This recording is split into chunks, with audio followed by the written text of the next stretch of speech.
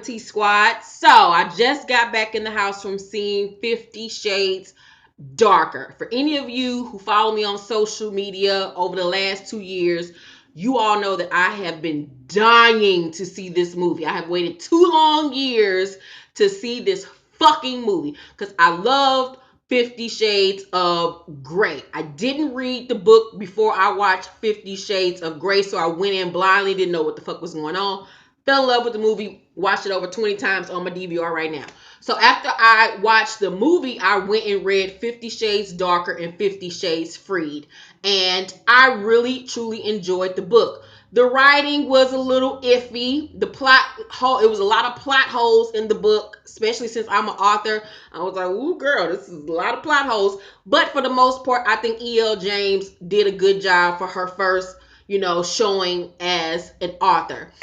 So I was just so excited about seeing 50 Shades Darker because I loved what they did with 50 Shades Grey. But some behind the scenes tea is, E.L. James, the author, and the director, who was a female director, did not get along while filming 50 Shades Grey.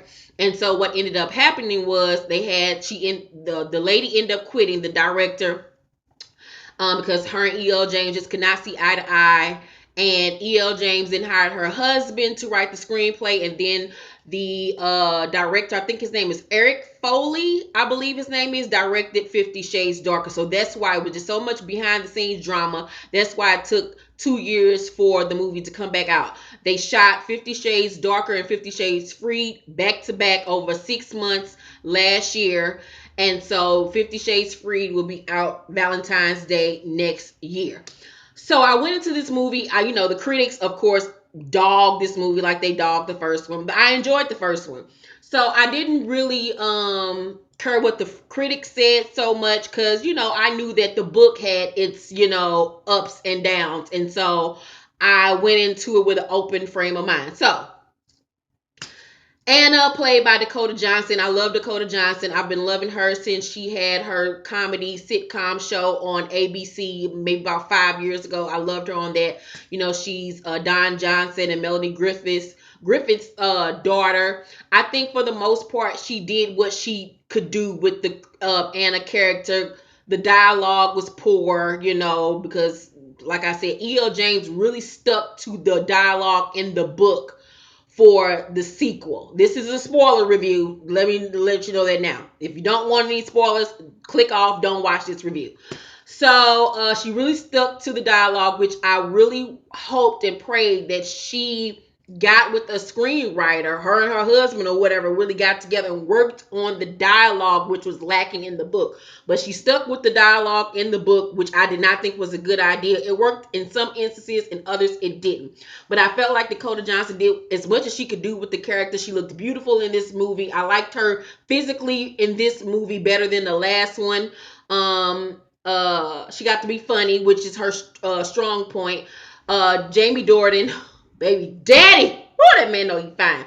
Oh Lord Jesus, that he's Irish in real life, so he's faking an American accent in this movie. That man is just gorgeous. Anyhow, let me get off his dick. So he actually has gotten acclaim in other roles outside of this Christian role because, Christian is weird, he's crazy, he's controlling, he's sexy, he's all those things. And it's really hard to grasp his character on the big screen. And like Dakota Johnson, he did as much as he could do with the character. His body was everything in the sequel. From his body, from the first movie to this one, oh my God, leaps and bounds, body was giving me just all the feels. I was moist. I was, yes, give me the muscles. Yes, yes, just everything. So Jack Hyde, I don't know the actor's real name, but he was fine. He could get it. He was tall. He was a drink of water. He could have got it if I was Anna. Loved what he did with the character. He was menacing. He did what he could do with it. The crazy Kim Basinger, who played Elena. Something was very off about Kim Basinger in this role. If you have seen 9.5 Weeks, and she gave us life in 9.5 Weeks, which was the original 50 Shades of Grey. Watch it if you have not. Get your whole entire life. You watch 9.5 Weeks, you'll be looking at 50 Shades of Grey like, what the fuck is this shit? But anywho, so it was something off about Kim Basinger. I don't know if it's old age. She was kind of shaky a little bit. They did not use her, the Elena character, as much as they should have, like they did in the books, to make it believable and understandable on screen. So they failed in that aspect. The girl that was playing a little crazy submissive girl, she did what she could do with the character, but they didn't have it flowing throughout the movie as it should have. The flow was just not there. The first half of the movie, I will say, was really good. I was into it because it reminded me so much of the book. The pacing was good.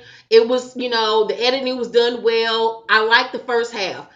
But shit started falling apart as soon as you got to the scene with Anna and the crazy girl. They left so much out. It was rushed. It was some weird shit. Like it was just rushed. And then when you see it, you'll know exactly what I'm talking about, especially if you've read the books. It was just rushed, and it was just like, take your time with it. This is the most pivotal part of the fucking book. And I was like, if they don't get the submissive scene part right, I'm gonna be pissed. So then we get to the part where, Christian submits to Anna, and they just rushed it. I was like, what the fuck? It didn't tug on your heart like it did in the book. You didn't get the feels.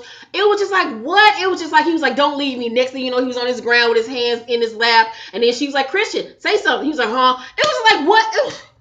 I was just so fucking mad. So fucking mad. Then the plane crashed. All of a sudden, you see him in the fucking helicopter. The helicopter go down.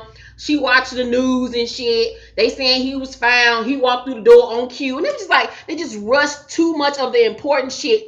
They just rushed it, and I was pissed off about it. The showdown between Anna and Elena was rushed. It didn't come across right. It was just the second half of the movie was so rushed, and it pissed me off. The sex scenes in this one was not as good as the first movie. The first movie had, the pacing was right, the editing was right, the choreography of the sex scenes was so much better in the first movie. It was more sensual, it was more erotic, the different camera angles. And this one, it was just like some Lifetime shit where you got to see the nipples. That was it.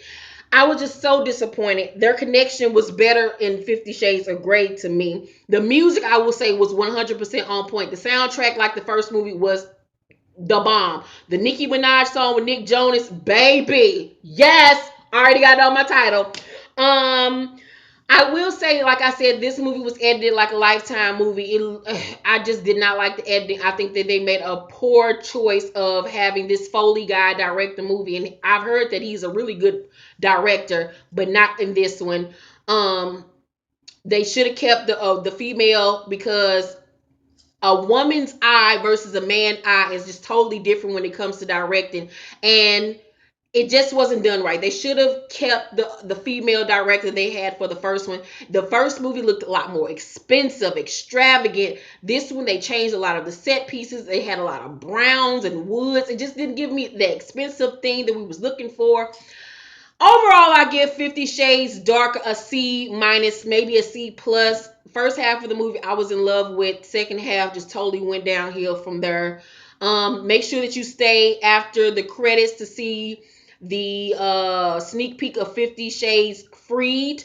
You'll get to see a sneak peek of the movie. I am gonna go support the next one. I am, because I enjoyed the books, and I can't wait to see what they do in 50 Shades Freed. Hopefully it's better, but I doubt it is. So I was just disappointed. I was just, I mean, but at the end of the day, I was disappointed. But like I said, I was disappointed in the books too, because I'm an author, and I was just like, really, girl? Okay. So the plot holes that was in the book was like the plot holes that was in the movie. So I have to agree with the critics on this one with 50 Shades Darker. I will say that 50 Shades of Grey was a lot better than 50 Shades Darker. I will say that the on-screen chemistry, though, between Anna and Christian, aka Jamie Dornan, and Dakota Johnson, was a lot better. They're really close in real life, and you can tell they've grown close behind the scenes. He's married, she's not. But their chemistry was a lot better. But it just could have been done. It could have been done so much better. This movie could have been so good if they would have took the time to really get that script and that screenplay the fuck together, and have somebody to come in and help that woman with her writing, because her writing is subpar at best. And they really could have connected a lot of those missing plot pieces that was in the book in the film and brought it all together and made a great movie. It really could have been a great little psychological, sexy, erotic thriller, and they really missed they really dropped the ball with this. They did not utilize Kim Basinger the way they should have. This is an Oscar winner. And it was just like, what? She was on screen like 3 times, and it was just like, I'm done complaining about it. I was all excited. I was like, I'm gonna get this when it come on DVD. No, I'll see it when it come on HBO in November. I'm not gonna spend my $20 on a DVD because I don't care no more. Next movie I can't wait to go see in the next few weeks will be Logan. Y'all know I'm a big comic book fan, so we'll be going to see Logan, the Power Rangers movie, Spider-Man Homecoming, Wonder Woman, the new Fast and the Furious movie. What else comes out this year? Thor Ragnarok, Justice League, what's the other one? That I'm trying to think of. Fuck, I can't think of the name, but there will be a lot of movies I'm going to see this year. I'm a huge movie buff. I go to the movies at least once or twice a month to see a new film. So the next review I'll be doing is on Logan. Love you all. Thank you all for watching this review, and I will see you all later.